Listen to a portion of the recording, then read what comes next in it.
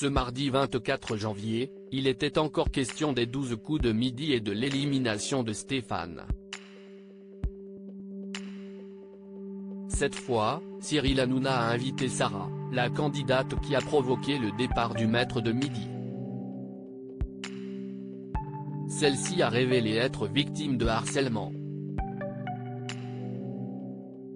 La sanction est tombée le 20 janvier dernier pour Stéphane. Après des mois de compétition et 153 participations, il a été éliminé des 12 coups de midi face à sa concurrente, Sarah, lors d'un duel.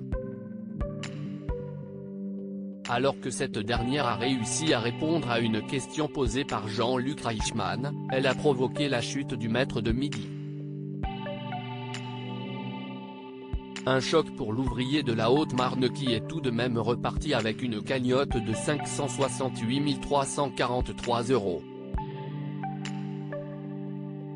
Même si la jeune femme n'a pas hérité du titre du champion, car elle a finalement été battue par un certain Alexandre, elle a été mal à l'aise. J'étais un peu gêné à ce moment précis. Les proches de Stéphane présents derrière lui étaient dévastés et lui, il pleurait, a-t-elle confié à Télé Loisirs. Si la juriste de 29 ans a désormais tourné la page de son passage dans le jeu de TF1, Stéphane, lui, ne s'en remet toujours pas. Pourtant l'émission a été enregistrée le 22 décembre dernier, soit il y a déjà un mois. L'adversaire de Stéphane pris à partie sur les réseaux sociaux: je sais qu'à la longue, ça va disparaître, mais la blessure est encore ouverte. La cicatrice est toujours très fraîche, la blessure encore vive, a expliqué Stéphane dans les colonnes du journal de la Haute-Marne. Et il n'est pas le seul à en avoir gros sur le cœur. Ce mardi 24 janvier, sa concurrente Sarah a été invitée sur le plateau de Touche pas à mon poste pour dénoncer le harcèlement dont elle fait l'objet quotidiennement depuis le départ du champion des 12 coups de midi. J'ai reçu des messages pas très sympathiques, j'ai trouvé les gens hyper impliqués. Je ne m'attendais pas du tout à recevoir autant de messages, a-t-elle révélé, en dévoilant avoir été maudite par des internautes.